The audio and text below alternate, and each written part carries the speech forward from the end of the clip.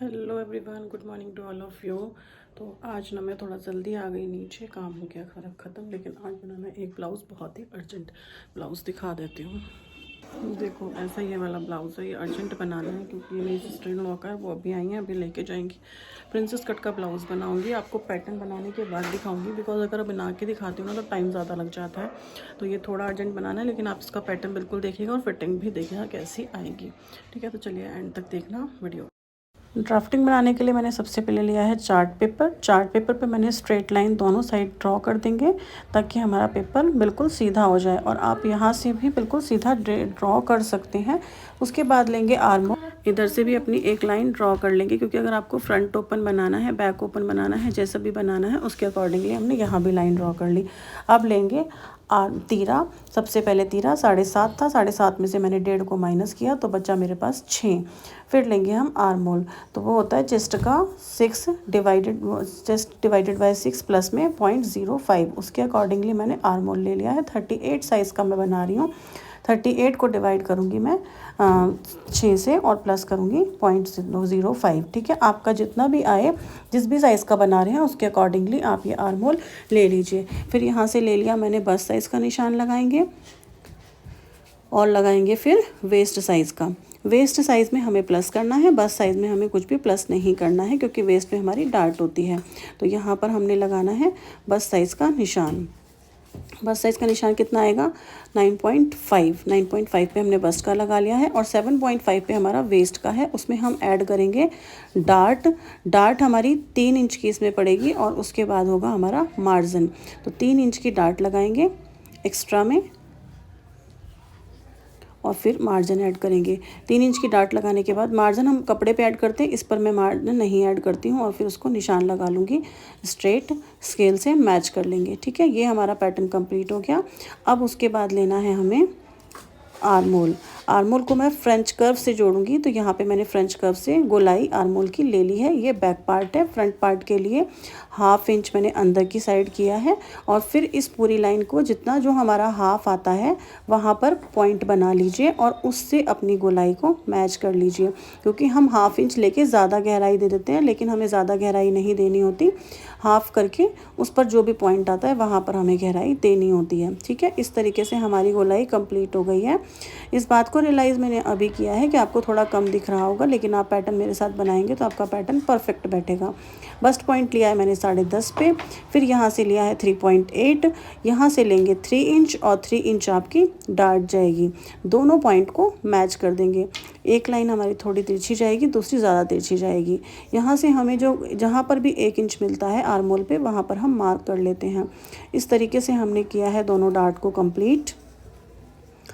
जहाँ पर भी 1 इंच आपको मिलेगा वहाँ पे आपने आर्म होल वाली मार्क को कर लेना है। ठीक है, यहाँ पर हो गया। अब यहाँ से हमें जो डार्ट है वो चेक करनी है, तो हम इस तरीके से 1 इंच पे आकर हमने कर लिया। अब 1 इंच हमारी लगभग ये डार्ट हमारी पड़ेगी।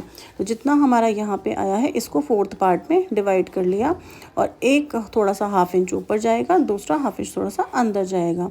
इस तरीके से हमने मैच कर लिया और फिर इसको गोलाई दे देंगे। ठीक है, आप देख सकते हैं वीडियो में आपको क्लियर दिखेगा, बेशक थोड़ा हल्का दिखे लेकिन पूरा क्लियर ज़रूर दिख रहा होगा। इसी तरीके से गोलाई करनी है। अब हमें यहाँ पर 1 इंच की डार्ट डालनी है, तो हाफ इंच इधर हमने डिवाइड कर दिया और दोनों को स्केल से मैच कर दिया है। आप फ्रेंच कर्व से भी मैच कर सकते हैं, तो मैं फ्रेंच कर्व से भी आपको मैच करके दिखा रही हूँ। ये देखिए, पहले हम ऐसे लेंगे, फिर इसको थोड़ा सा साइड करेंगे और फिर इस तरीके से कर देंगे। और जो आपको फ्रेंच को गोलाई वाला दिख रहा है ना, आप उसको गोलाई भी कर सकते हैं। यहाँ पर हमारी 1 इंच की डार्ट पूरी कंप्लीट हो गई है। यहाँ मेज़र करके दिखा दिया है आपको। नेक्स्ट टाइम से ज़रूर कोशिश करूँगी कि ब्लैक पेन से करूँ ताकि आपको बिल्कुल क्लियर नज़र आए। अब फ्रेंच कर्व यहाँ दोबारा रखेंगे और इस गोलाई वाले पार्ट को भी हम डाउन मैच कर देंगे। ठीक है, ये डार्क हो गया है, ये पार्ट हमारा जाएगा, ये भी पार्ट हमारा कट जाएगा। अब इसको प्लीट को उठाकर हमें दूसरे पे शिफ्ट करना है ताकि हम अपने आर्म होल की फिनिशिंग को ला सकें और आर्म होल बिल्कुल परफेक्ट आ सके। तो ये देखिए, यहाँ पर हो गया है ये अब हमारा आर्म होल जो है वो 1/2 इंच कम से कम डाउन आ जाएगा। तो यहाँ पे लाइन आपकी दूसरी बन जाएगी। फिर इसको लेंगे और आर्म होल को मैच कर देंगे फ्रेंच कर्व से।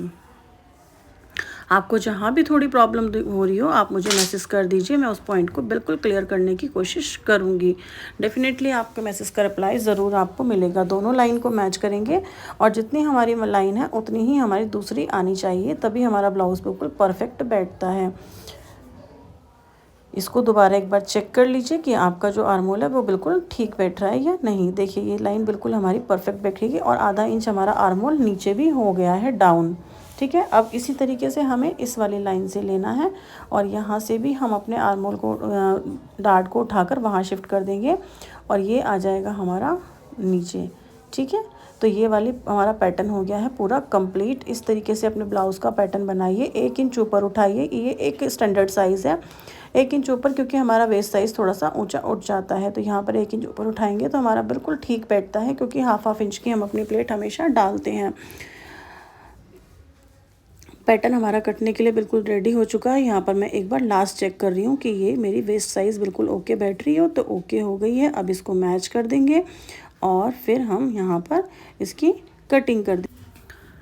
कटिंग बिल्कुल उसी के अकॉर्डिंग करनी जैसे आपने पैटर्न बनाया है, और आपकी चॉइस है। अगर आप इसमें देना भी चाहें मार्जिन तो ऐड कर सकते हैं, लेकिन आपको पता होना चाहिए वैसे कभी भी पैटर्न में मार्जिन ऐड होता नहीं है। अब यहाँ से जितना भी फैब्रिक है, ये हमारा फैब्रिक नहीं सॉरी जितना भी पेपर पैटर्न है इसको बिल्कुल अलग कर देंगे और यहाँ मार्जिन नहीं रखेंगे। तो कटिंग हमारी ऑलमोस्ट कंप्लीट होने वाली है। आप उसी तरीके से कटिंग कर लीजिए। ये अपना फैब्रिक निकाल दीजिए। पॉइंट को बिल्कुल ध्यान से रखना कि जहाँ पर भी हमारा पॉइंट है वो हमारा पॉइंट ऐसे ही बना रहे, क्योंकि हमारा बस्ट पॉइंट मैच करना बहुत ज़रूरी होता है। तो यहाँ पर हमने छोटे छोटे नोचेस लगा लीजिए और बिल्कुल राउंड शेप दीजिएगा, ताकि बिल्कुल भी नोक ना निकले। उस टाइप से पैटर्न बिल्कुल अच्छा नहीं लगता है। तो दोनों साइड के जो पैटर्न है वहाँ पर अपने नोचेस लगा लीजिए कि वो पॉइंट अपने मैच होने चाहिए, और जितनी स्ट्रेट लाइन आपने ड्रॉ करी थी उस सबको कट कर लीजिएगा। तो हर जगह से मैंने स्ट्रेट लाइन ड्रॉ करी थी वो मैंने कट कर ली है। पूरे पैटर्न की लंबाई और पूरा पैटर्न बनके मेरा रेडी हो गया है 38 साइज़ का। और ये पैटर्न मेरा हमेशा से काम आएगा जब भी मैं डीप नेक का ब्लाउज़ बनाऊंगी। ये मेरा फ्रंट नेक है और 6.5 के हिसाब से मैंने बनाया है, फ्रंट में 6.5। ठीक है, अब लिया हमने फैब्रिक जो हमें बनाना है। तो फैब्रिक पे पहले हम कटिंग करेंगे अस्तर वाले फैब्रिक पे। अस्तर वाले फैब्रिक को हमेशा से वॉश करके और प्रेस करके रख लीजिए ताकि आपको कोई भी दिक्कत ना हो। तो स्ट्रेट करेंगे और फ्रंट में मेरा जो है वो बंद है और साइड में मैंने ज़िपर ओपन किया था। तो सॉरी, इसका मैंने शायद से बैक ओपन बनाया है, यस ना, बैक ओपन बनाया है ब्लाउज़, इसलिए मुझे फ्रंट में मार्जिन लेने की कोई ज़रूरत है नहीं। किनारी मैं इसकी निकाल देती हूँ, क्योंकि किनारी पे बहुत खिंचाव महसूस होता है, इसलिए मैं किनारी निकाल देती हूँ। सबसे पहले बैक कट करेंगे। बैक के लिए मैंने लंबाई ली है और जितनी भी मैंने आर्म होल लिया था, जितना मैंने सॉरी तीरा लिया था, तीरे से मैंने 1/2 इंचेस कम लिया है, क्योंकि यहाँ पर मैंने तीरा लिया था 6.5 वाले नेकलाइन में 6 इंच, और अब यहाँ पर लूँगी मैं 5.5 इंच, क्योंकि मैंने इसका नेकलाइन बनाना है, इसका नेकलाइन बनाना है मुझे 9.5, और आर्म होल जो है वो उसी के हिसाब से लेंगे जो हमने पहले ले रखा है, मतलब चेस्ट का डिवाइडेड बाय 6 प्लस में 0.05। अब यहाँ से मैं मैच करके देखूंगी कि कितना मेरा आ रहा है, वो बिल्कुल ठीक होना चाहिए। बैक पॉइंट को यहाँ से मैच करके देखना ज़रूरी हो जाता है, क्योंकि हमारे पल्ले जो हैं वो दोनों इक्वल होने चाहिए। इस तरीके से हम मैच कर लेते हैं। ठीक है, आप यहाँ पे बिल्कुल क्लियरली देख सकते हैं। ये मैच करना बिल्कुल भी मत भूलना, क्योंकि अगर आपको फिनिशिंग चाहिए तो आपको ऐसा ज़रूर करना ही पड़ेगा, नहीं तो हमें छोटा बड़ा होता है और हम फिर पट्टियाँ लगाते हैं, वो हमारी फिनिशिंग ख़राब कर देता है। तो इसीलिए मैं कहती हूँ आप बिल्कुल फिनिशिंग से ब्लाउज़ बनाओ, ताकि कस्टमर भी देख के खुश हो जाए। अब यहाँ से हमने गोलाई ली है और ये हमारा हो गया फ्रेंच कर्व से गोलाई। ठीक है, एक बार आर्म होल को ज़रूर मेज़र कर लीजिएगा कि हाँ जितना आपका फ्रंट का आर्म होल है उतना ही आपका बैक का आर्म होल आना चाहिए। मेरा बैक का पैटर्न हो गया है ऑलमोस्ट कंप्लीट। डार्ट मेज़र करेंगे, हाफ करेंगे और फिर डार्ट लगा देंगे, बैक सेंटर डार्ट। यहाँ से डार्ट लग गई है। ऊपर से जितना आपने बस्ट पॉइंट का लिया था, जैसे 10.5 पे लिया है तो 11.5 पे लगा सकते हैं। कटिंग कर लेंगे।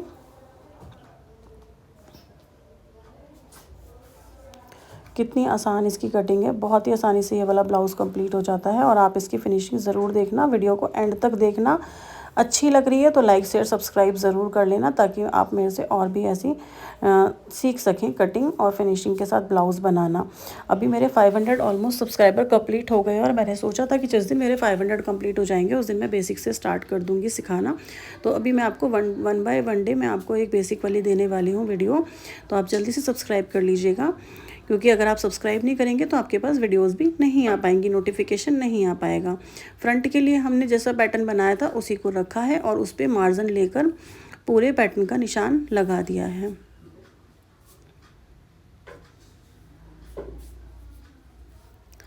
हो गई हमारी सिंपल कटिंग।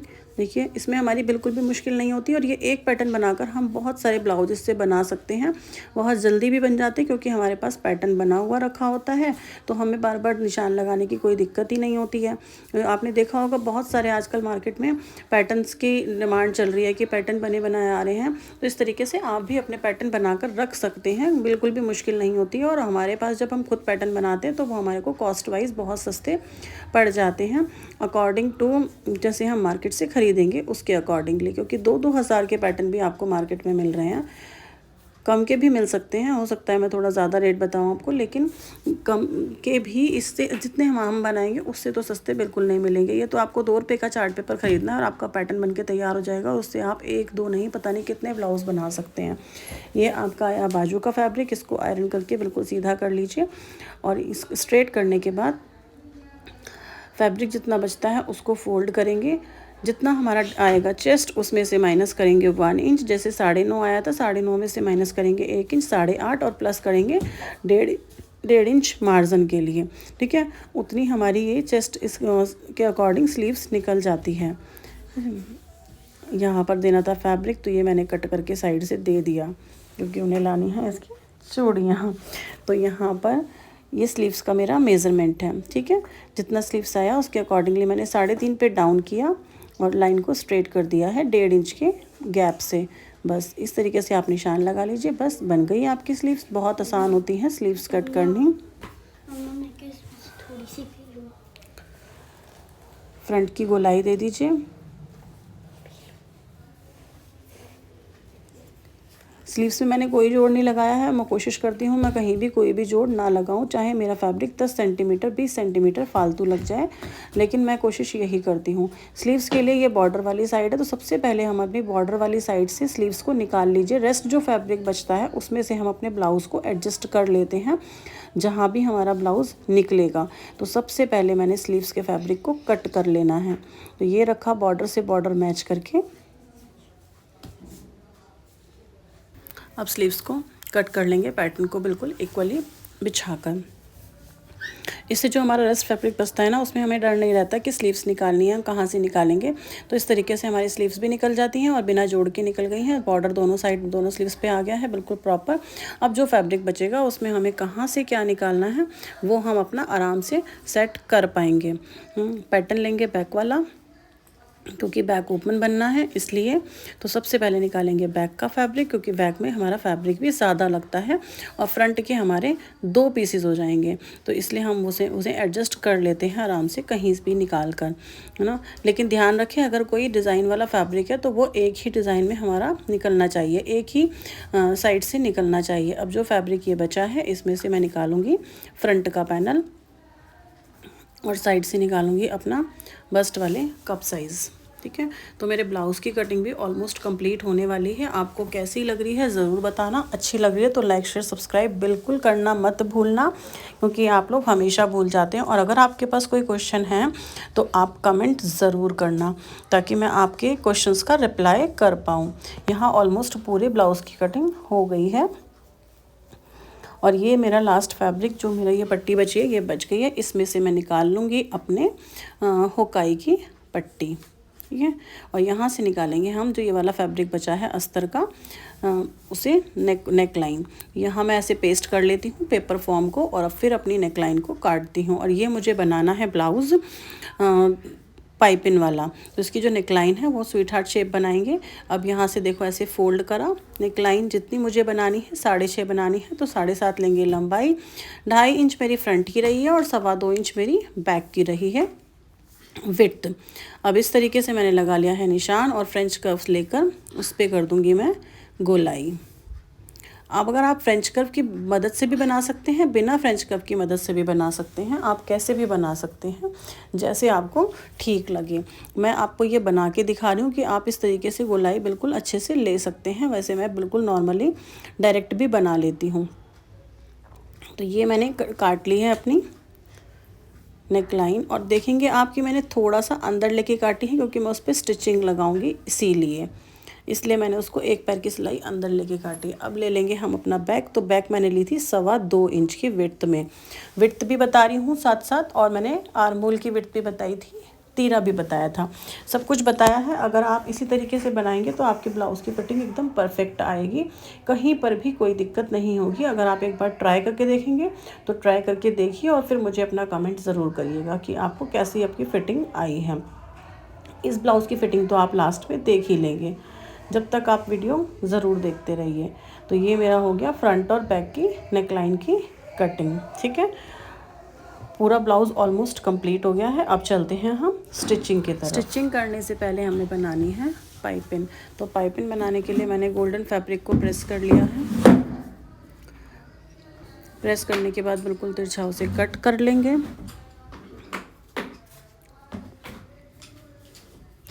और इससे बनाएंगे हम डोरी वाली पाइपिंग। तो चलो मशीन की तरफ चलते हैं। सबसे पहले डोरी वाली पाइपिंग बनाने के लिए हमने सिंगल बूट लगा लिया है और मैचिंग थ्रेड को फिल कर लेंगे। मैचिंग थ्रेड लगाना बहुत ज़रूरी होता है, फिनिशिंग का सबसे बड़ा पार्ट है मैचिंग थ्रेड। मैचिंग थ्रेड लगा लिया है और अब देखो, अब बनाने के लिए डोरी बनाने के लिए हम सबसे पहले डोरी लेंगे, इसको अंदर इंसर्ट करेंगे और सिंगल बूट जो हमारा है उसी के बिल्कुल कॉर्नर से हमें अपनी ये डोरी को रेडी करना है ताकि बिल्कुल भी लूज़ ना बने। इसलिए बिल्कुल साइड से आप किनारे से सिलाई लगाइए। ये आप जब 1-2 बार प्रैक्टिस करेंगे तो आपको बिल्कुल आराम से फिनिशिंग से बनानी आ जाएगी। एक बार में कभी हमसे कोई भी चीज़ ठीक नहीं बनती। इस बात को सोच के चलिए कि फ़र्स्ट टाइम पे आपका कोई भी काम ख़राब नहीं हुआ है, सिर्फ आपने कोशिश की है। और कोशिश अगर आप लगातार करते रहेंगे तो आपके काम में परफेक्शन हमेशा आ ही जाएगी। अब हमें लेना है नेकलाइन। तो नेकलाइन को मैं क्या करती हूँ, दोनों साइड से एक एक पैर की सिलाई को लगा लेती हूँ। एक अंदर की साइड से, एक बाहर की साइड से, दोनों साइड मैंने सिलाई लगा ली है।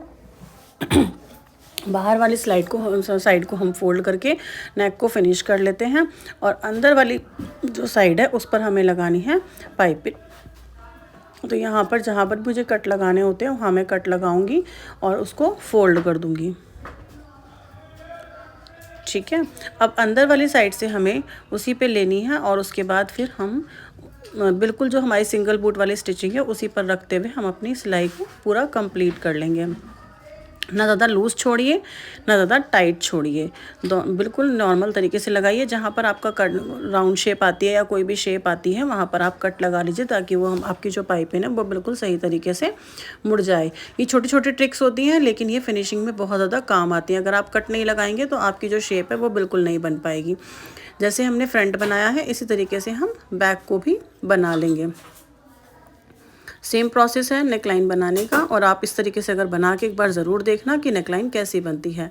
बैक का लिया है, बैक ओपन है तो मुझे नेकलाइन को बीच में से कट करना पड़ेगा। यहाँ पर मेरे को याद नहीं रहा था, नहीं तो मैं पहले ही अलग अलग काट देती हूँ, मुझे याद नहीं रहा इसलिए मैंने एक साथ बना दी। अब मैं हमेशा ही इस तरीके से बनाती हूँ कि दोनों ही साइड में मार्क कर लेती हूँ कि मेरी कितनी कितनी नेकलाइन है और इस तरीके से हमने लगा ली है सिलाई। जो हमारा ये एक्स्ट्रा फैब्रिक है ये चला जाएगा अंदर और हमारी नेकलाइन बनके तैयार हो जाएगी। दोनों पल्ले पे मैंने नेकलाइन को इस तरीके से लगाया और ये मार्क करना बिल्कुल मत भूला करिए क्योंकि हमारा अगर आधा इंच का भी फ़र्क आता है ना तो भी हमारा ब्लाउज़ की फिनिशिंग ख़राब हो जाती है। इस तरीके से देखो हमने लगाई है दोनों ही साइड से पिन अप करने के बाद। ठीक है, बिल्कुल फिनिश नेकलाइन तैयार होगी, बहुत ही प्यारी तैयार हुई थी। और एक बार चेक भी ज़रूर करके देख लीजिए कि आपकी नेकलाइन ओके है या नहीं। छोटे छोटे कट लगाइए और कट लगाने के बाद फोल्ड कर दीजिए।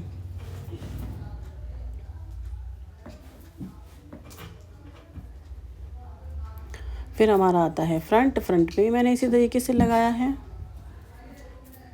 फ्रंट की नेकलाइन आपको याद है 5 इंच थी, 2.5 इंच पे सेंटर से मैंने 2.5 इंच इधर मार्क कर लिया है और फिर सेंटर पे रखकर उसको पिन अप कर लूँगी ताकि नेकलाइन बिल्कुल भी इधर उधर ना खिसके और बिल्कुल फिनिशिंग के साथ रेडी हो जाए।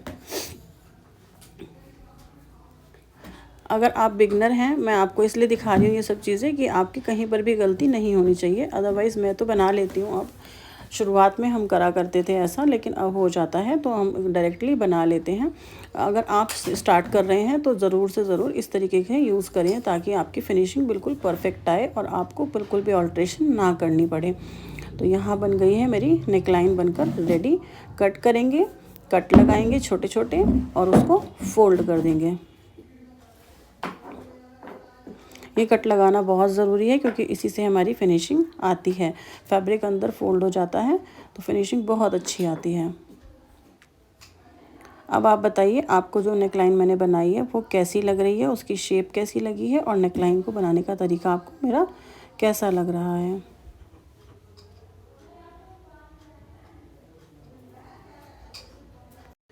नेकलाइन हो गई रेडी। बैक नेकलाइन उठाई है मैंने और उसको यहाँ पर मैं लगाऊंगी हुक पट्टी। हुक पट्टी के लिए मैंने फैब्रिक उठाया, इस तरीके से जॉइन करेंगे। उससे पहले मुझे बदलना था बूट क्योंकि अब जो सिंगल बूट का काम हो गया है ख़त्म। नॉर्मल तरीके से ब्लाउज स्टिच करना है, अब कोई ऐसी खास इसमें बात नहीं है। लेकिन अगर आपको वीडियो अच्छी लगी है, यहाँ तक देख ली है, तो प्लीज़ लाइक ज़रूर कर देना। इस तरीके से मैं फ़ोल्ड करती हूँ अपना हुक पट्टी को, बहुत फिनिशिंग के साथ ये फ़ोल्ड होता है। देखिए ये हो गया मेरा हुक पट्टी फोल्ड। इसी तरीके से कर लेंगे चाक पट्टी को भी फोल्ड, जहाँ पर आप अपने आई बनाते हैं। ये देखिए ये भी बिल्कुल फिनिशिंग से हो गया है।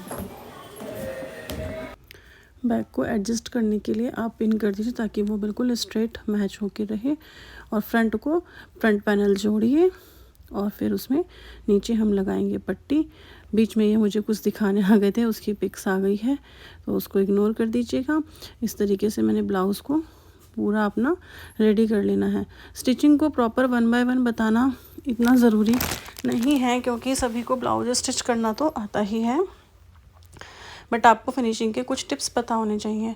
तो यहाँ पर मैंने नीचे से भी देखो पूरा पक्का कर लिया है और ब्लाउज़ को इस तरीके से पूरा रेडी कर लिया है। ये है ब्लाउज़ का फाइनल लुक। और अब इसका आपको पहने हुए दिखाती हूँ कि इसकी कैसी फिटिंग आई है। बैक ओपन रहेगा, पाइपिंग बिल्कुल फिनिशिंग से लगी है। फुल मैंने ओवरलॉक कर दिया है, इससे क्लाइंट को कोई भी दिक्कत नहीं होगी फिनिशिंग की। और यहाँ पर जो मैंने स्टिचिंग की टिप्स आपको दी है, मैंने उसी तरीके से यहाँ पर फिटिंग की है कि आगे आप छोड़ दीजिए थोड़ा सा और फिटिंग कर दीजिए तो झोल भी नहीं आएगा। यहाँ पर देखो मैंने ये ब्लाउज़ ना बिना प्रेस करे पहनाया था, लेकिन फिटिंग बिल्कुल ओके है, परफेक्ट है। आपको कैसी लगी ज़रूर बताना और एक बार इस पैटर्न से ट्राई भी ज़रूर करके देखना। अगर आप 38 साइज़ के हैं तो वीडियो अच्छी लगी है तो लाइक शेयर सब्सक्राइब ज़रूर करना है। ऐसे ही और वीडियोज़ के लिए फॉलो